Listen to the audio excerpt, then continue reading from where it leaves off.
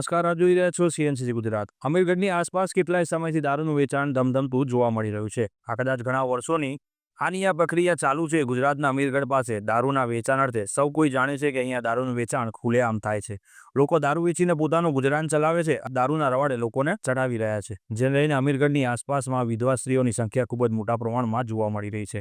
લગભગ 165 જેટલી સ્ત્રીઓ વિધવા મળી રહી છે, જેમનું કહેવું છે કે અમારા પતિ જેઓ માત્ર દારૂ પીવાના કારણે મૃત્યુ થયું છે, તેના સ્થાનિક લોકોમાં ઉગ્ર માંગ ઉઠી રહી છે કે આ દારૂનું વેચાણ સદંતર બંધ કરાવીને આ વિધવા થનાર સ્ત્રીઓ કે જેઓ દારૂના લીધે પોતાનો પતિ ગુમાવી બેઠી છે, તેમને આ દારૂબંધી કરીને ન્યાય આપવાનું કામ સરકારશ્રી દ્વારા જરૂરથી કરવામાં આવશે।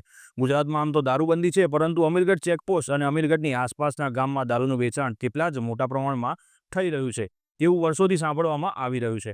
આ સ્ત્રીઓ કે જે વિધવા છે, જે ઘણી સામાન્ય પરિસ્થિતિમાં પોતાનું જીવન ગુજારી રહી છે અને એમાં પણ પતિ વગરનું જીવન કેવું હશે તે ઘણી દયનીય પરિસ્થિતિ દર્શાવી રહી છે। આશા રાખીએ છીએ કે જરૂરથી આ દારૂબંધીના નિયમને આ ગામ સુધી પહોંચાડી ગુજરાતને દારૂમુક્ત રાખવામાં સરકારશ્રી જરૂરથી સફળ નીવડશે।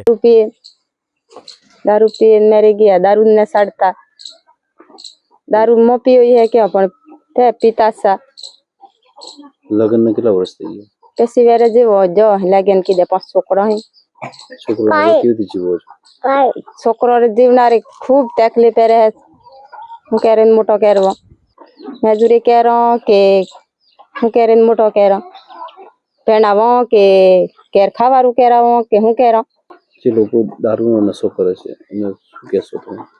દારૂ બેદી કેરો રે દારૂ માં પીયો હે કે હું કે બીજો હે કે યાર કી તકલીફ રહે। મારું નામ છે વંશા ફતા કેવલા ગામ સિરબારન।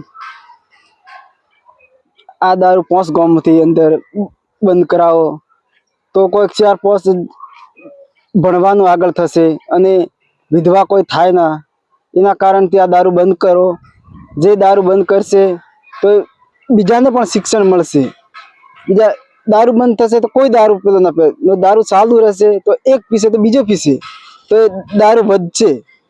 તો એટલે એના કારણે આ દારૂ બંધ થશે તો આગળ ભણશે અને કોઈક શિક્ષણ મેળવશે અને કોઈકને ગામમાં આપણે જાગૃત થશે અને ગામનું નામ પણ આગળ વધશે અને પોતાનું નામ પણ આગળ વધશે અને એના કારણથી આ દારૂ બંધ થાય તો ખૂબ ખૂબ આભાર। કેટલી મહિલાઓ આજુબાજુ ગામમાં વિધવા છે અને તમારા ભાઈ કઈ રીતે મોત પામે છે?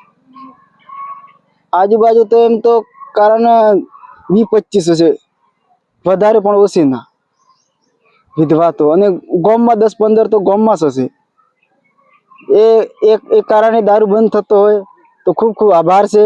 અને અમારે ક્યાં અજાપુરમાં વર્ષોથી દારૂ બંધ છે તો અમારા ગામમાં સમ બંધ ના થાય। ત્યારે અમે જે સમાજે ગ્રાસ્ય સમાજ બીડું દારૂમાં બંધી માટે ઉપાડ્યું છે એને લગતી અમે અમારી લાગતા પોલીસ સ્ટેશનને પણ અમે મૌખિક રજૂઆત કરી છે। આઉટ પોલીસમાં અમીરગઢ પોલીસ મથકે અને અમારા કાંતિભાઈ ખરાડી ધારાસભ્યને પણ રજૂઆત કરી છે।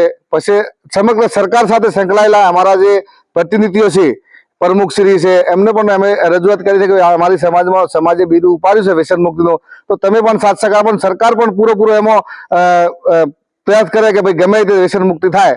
અને સરકાર ગુજરાત સરકારમાં પણ વ્યસન બંધી છે ગુજરાતમાં દારૂની। વ્યસનના કારણે કેટલું નુકસાન થયું છે? નુકસાન તો 157 વિધવા તો ઓલરેડી અમારા 5 ગામમાં આંકડો આવી ગયો છે અત્યારે। આનો મુખ્ય બંધ કરવાનો હેતુ અને આવનાર સમયમાં બંધ નહીં થાય તો શું કરશો? સાહેબ, અત્યારે અમે સરકારને પણ ખૂબ હાથ જોડીને પ્રયત્ન કરીએ છીએ અને આખી સમાજ અમારે એકત્રિત થઈ છે તો દારૂ બંધ થાય એના માટે અમે અત્યારે તો પૂરો પ્રયત્ન પણ નહીં બંધ થાય છે તો અમે આખી સમાજ થઈ અને સરકારને પણ ઝુકાવી શકશું એવું અમે એમને કરશું, કોઈ રસ્તો કાઢશું એનો। નામ અને હોદ્દો? વાસિયા માનાભાઈ ધુરાભાઈ, ગ્રુપ ગ્રામ પંચાયત, બ્યુરો ચીફ સીએનસીસી ગુજરાત, પાટણ।